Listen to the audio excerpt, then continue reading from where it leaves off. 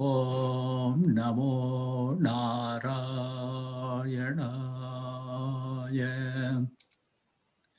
Dear devotees of Chicago Bari, we have an interesting program right now. We have a guest speaker from Virginia area, Mr. Sriram Ramanujam. And let me give the mic to him. He will briefly introduce himself and he will talk on a subject which will be of great interest to our youngsters from a scientific point of view. Is an astrology coupled with the astronomy aspects of the science. With that, let me hand over the mic to Mr. Sriram. Namaskaram, Jai Shima Narayana.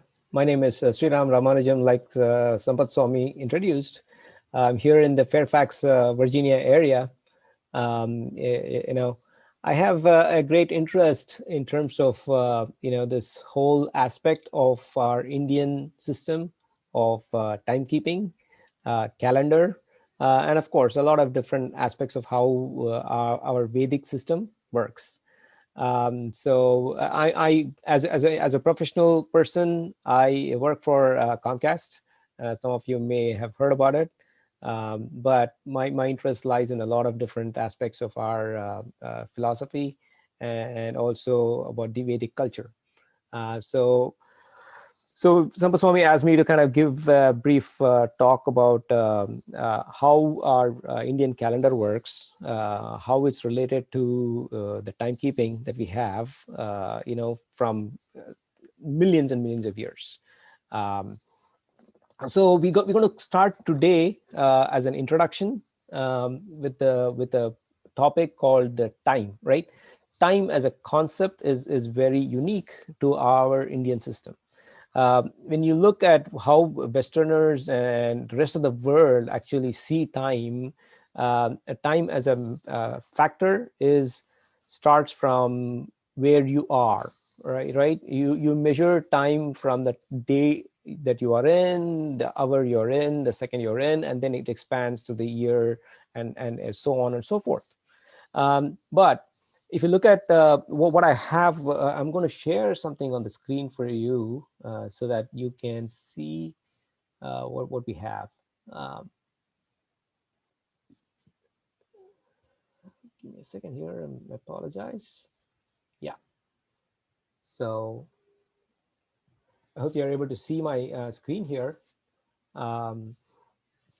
So I have up here what's called the Jagat Chakram, Kala Chakram cha Shashvatam. In the Shodasaya, the Stotram of Swami Vedanta Desika, he says our entire universe, the Jagat Chakram, right, the cycle of our creation is as Shashvatam or timeless or limitless as much as the time that we have. So time is a constant, change is a constant, so is also the world is at a constant pace. So the influence of time for us, it comes from the cosmos. Truly speaking, everything that we do for time comes from the outside in for our Vedic system. It never is from inside out like most other philosophies. I shouldn't even say philosophy because ours is a codified way of life in terms of how the creation works.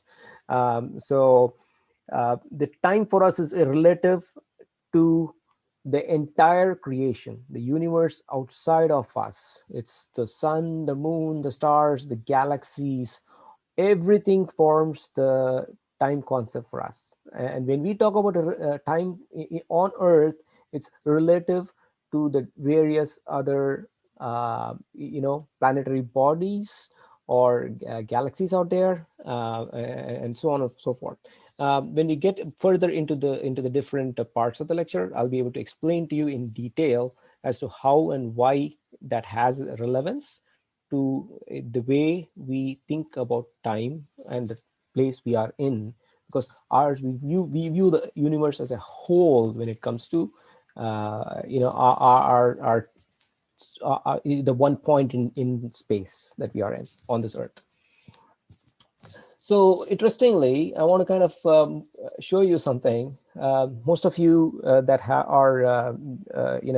have have had the education, the Western education, would be very familiar with Sir Isaac Newton. He was in the recent past, he's one of the greatest scientists that could have ever existed. He found or discovered the concepts of gravity, right? And lots of laws of physics. He made a lot of strides in them. It is definitely relevant to our topic of discussion, which is going to be time. Okay, definitely because gravity plays a huge role in terms of how it defines how things work for us. And so, for him, he saw the apple fall that most of you already know, and then he became a very religious person also. He was an extremely religious person towards the later parts of his life. He did write a lot of treatises about how he was able to find gravity, in the sense that he was able to know gravity and its impact, but he didn't know where it originated from. He was never able to make the connection to how gravity played an important role from coming from outside. But what he knew was there was an external force that really made gravity work here on the earth. So that's an important concept to kind of keep in mind. So how does that differ with what we have? The thing for us, the our Indian system is almost everything that we have comes from the Vedas. The Vedas, as you know, is Apaurusheyam, right? You've heard of the terms. It's Apaurusheyam. It's non-human. It's handed down from from Sriman Narayan to Brahma to the rishis. As much as what we can hold in or make sense of with our limited brain capacity. So that's what Vedas are. Vedas are really, things that have come down from the top, from the different places in the cosmos. That's the reason why we know a lot more about it. We can define the different lokas as you see in this picture. There's 14 of them that most of you must have heard of. 7 above the earth and 7 below. So that's an important other concept to kind of keep in mind while we talk through this. The important thing that we have that others do not is the Vedas. And why is it different? Because Vedas in general, there are many different parts of the Vedas. Some of them very well understood, some of them not as much. That's the reason why this part of the Vedas is something that is of very great interest to us, as we look at it from a different angle. So what we're going to look at right now, as it relates to time and the Indian calendar and how things work for us, is Jyotisha Shastra. So Jyotisha Shastra forms an Anga of the Vedas. Anga means a branch of Vedas. So there are 6 Angas, and out of them, one of them is the Jyotisha Shastra. Uh, Commonly, people have misunderstood Jyotish Shastra to mean astrology. Unfortunately, it's had a good and a bad connotation, where people think it's all about sentimentality. It's about planetary influences. Something that we don't want to buy into. Truly speaking, if you look at the Sanskritam word for it, Jyoti is light. Shastra is the study of light. So it's all about learning and talking about how the cosmos works, because light is primarily the source of all life forms. Only if there's light can you even talk about a life having been formed. And when you have the life form being born or created, that's when you have time, right? Time comes from light. Time is what travels. Our rishis found out that the time is what, when it starts, it's got to start at some place. It's got to start in a sun or a star or something, and it takes billions of years to reach us, or a few seconds to reach us. Whatever it be, there's a time component that is associated with the light when it is formed and when the energy is created.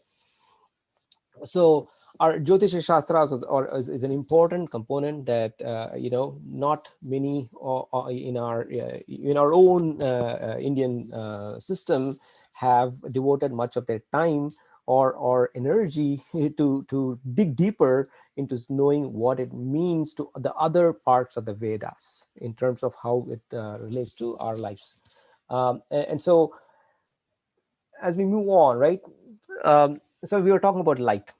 So light as such is the, like we said, is the basic component, and that's what defines our time of the day. For example, most people may have seen in olden buildings, if you go to olden buildings, if there's a window that's open, if there's slats or the bars that separate out, you know one would see, or there's a crack in the window, one would see the dust particles that form on the light is something that you can see when the sunlight is there.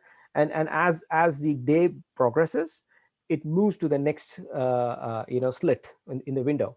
So our forefathers figured out that the time taken for the sunlight to move, because it's a straight line, and to move from one particle to the next is what constitutes the time measurement during the day. They said it's various things like anu, paramanu, those were the different categories that they gave.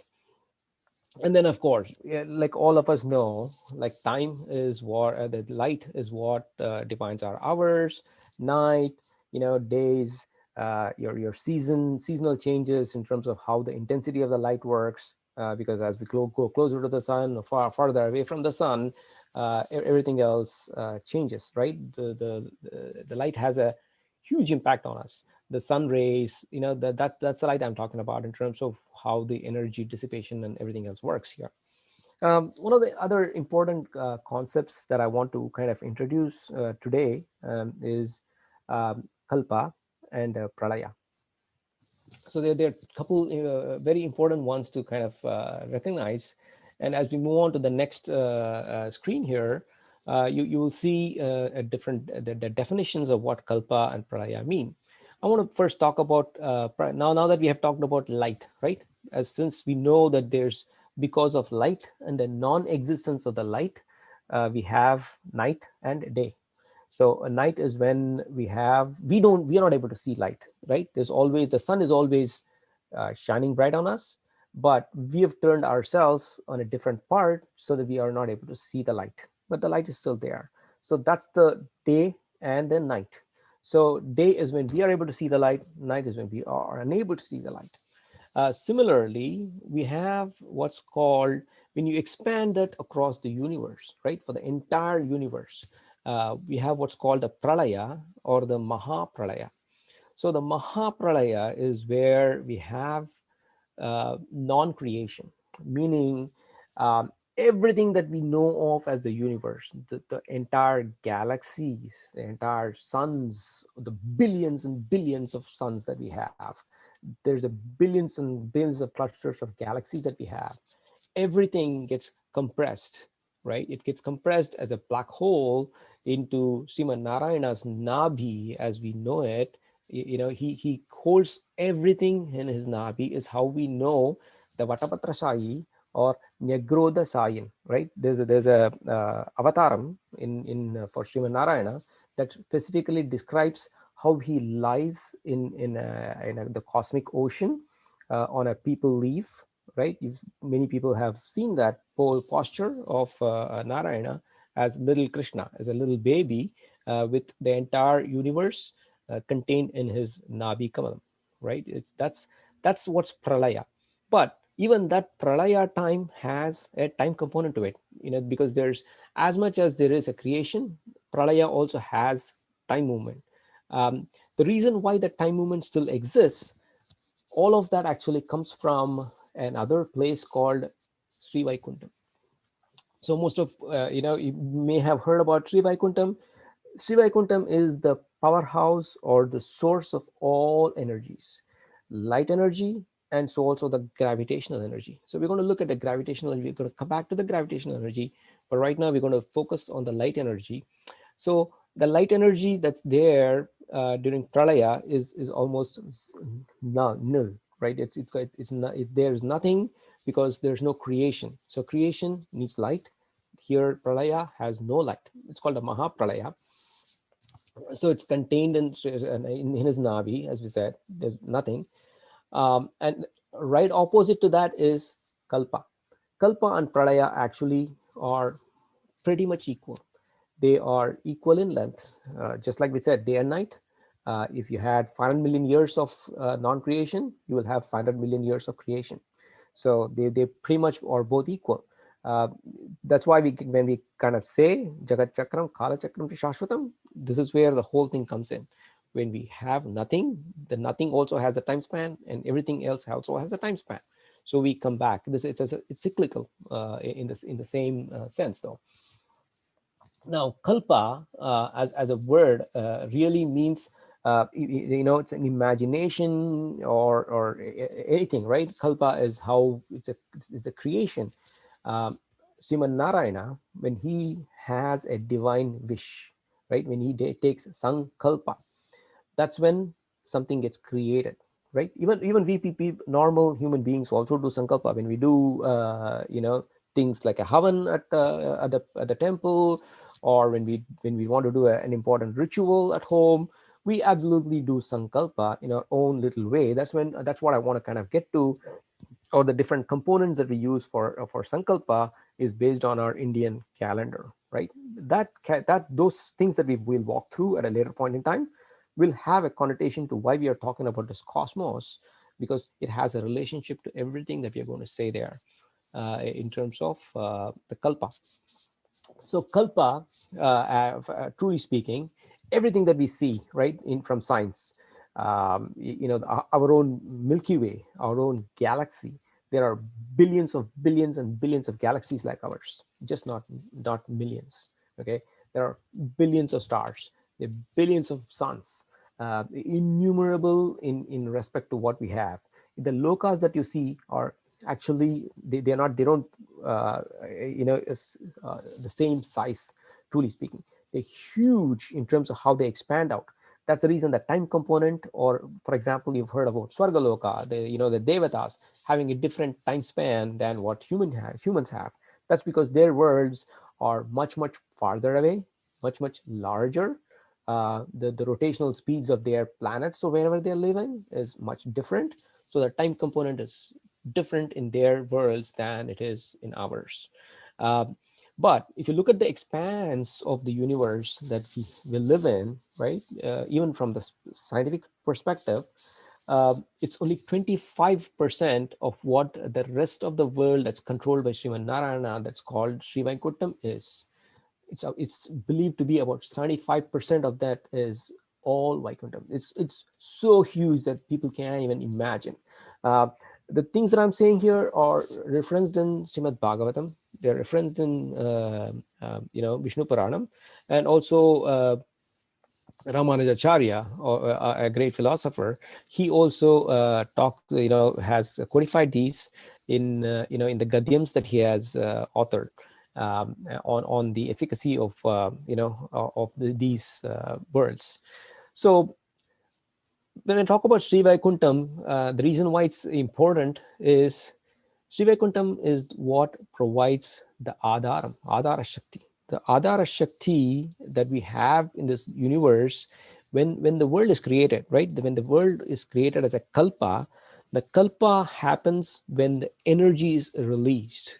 The energy, releasing of the energy is what creates the world that we know of, with the planetary movements, the adityas that form the suns, plus the other planetary systems to moons and everything else, right? Some gaseous matter condense and become planets, the others stay as gaseous matter, some become suns that emit light source, that is helpful in the life forms in order to nurture life itself.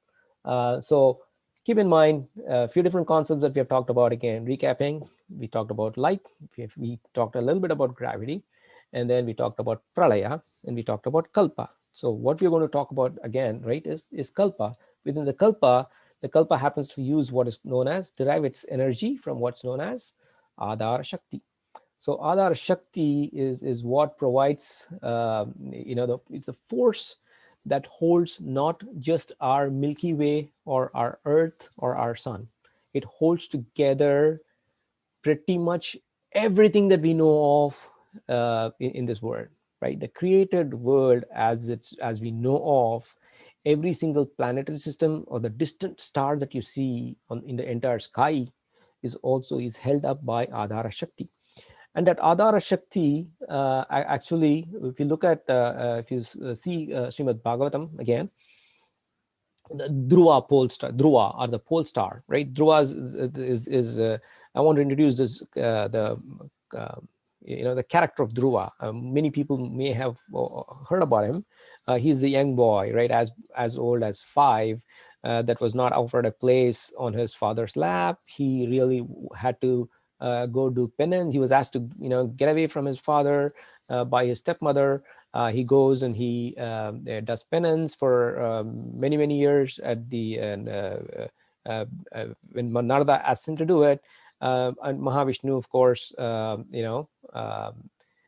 comes in, and then he blesses him with you know uh, with the knowledge. So he touches his cheek with Shanka, right, and then he gains so much knowledge, and Shiva Mahavishnu is so impressed with Dhruva that he really decides to give him create a world for him, and actually the star.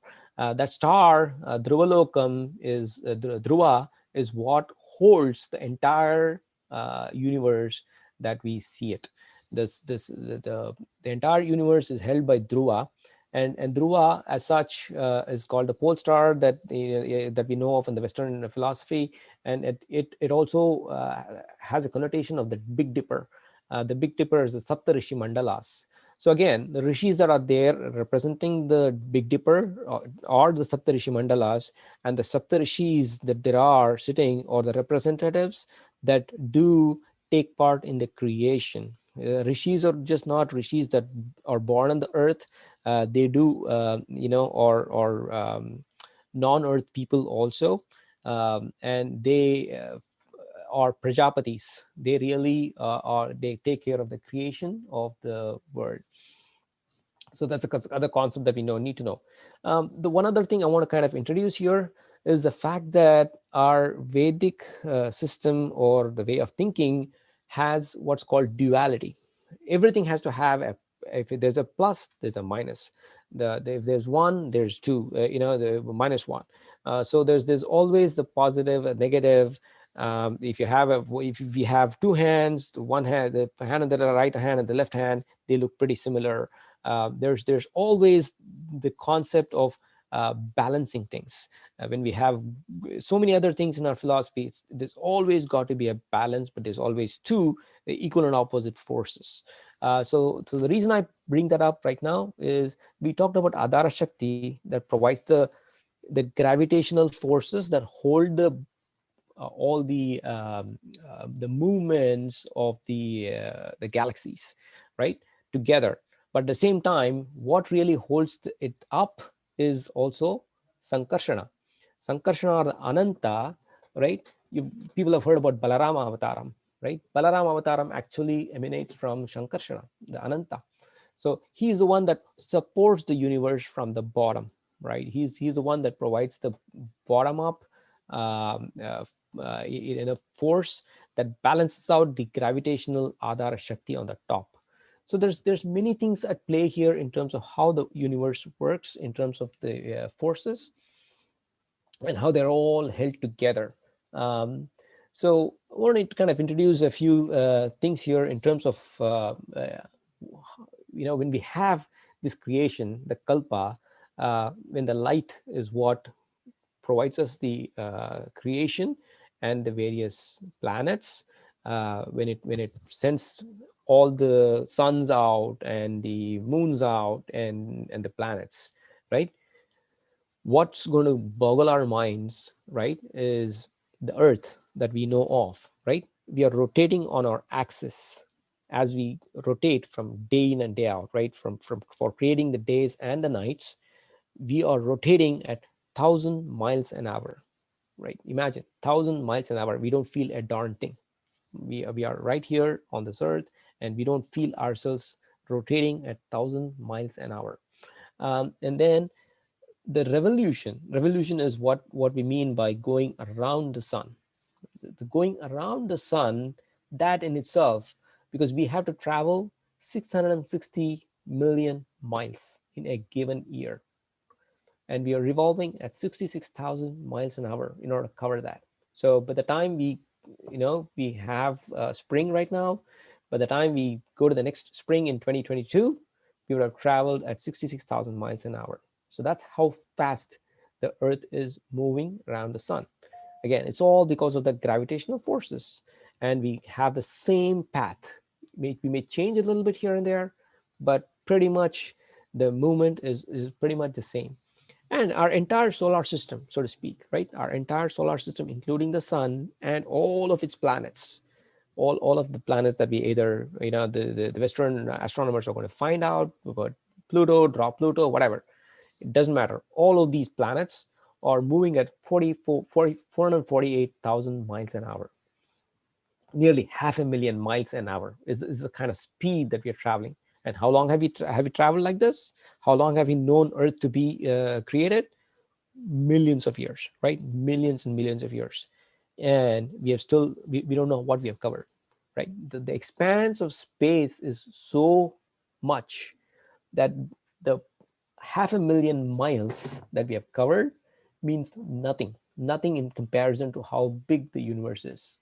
So that's what we mean when we have when we are traveling across time in these aspects. So as we talk about these time concepts in terms of how the earth fits in, we need to realize how much minuscule we are. We form an extremely small part of the entire cosmos. uh, we feel really humbled to be part of this great creation that people have created, that like Sriman Narayana has created for us, with the people that he has appointed, like from the Brahmas to the Prajapatis to the various devatas, the people that control the sun, the moon, the stars.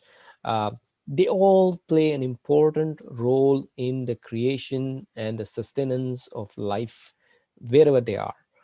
We have to remember that Westerners may think, oh, is there a different world other than ours? Of course, the answer is check mark. Yes, for us. Our Vedas say there are many lokas. Are there life forms in different planets? Yes, there are. Not that we can see in the kind of eyes that we have. They definitely exist. Um, so recognizing where we fit in with the larger cosmos is what our Indian calendar kind of tells you. When you talk about a sankalpam that we take, it'll break it down into the every single part of existence, and we recognize the existence of the rest of the cosmos around us. Truly speaking, right, when we talk about ecology today, when we live in on this earth, we talk about ecology, about knowing our surroundings, on this earth.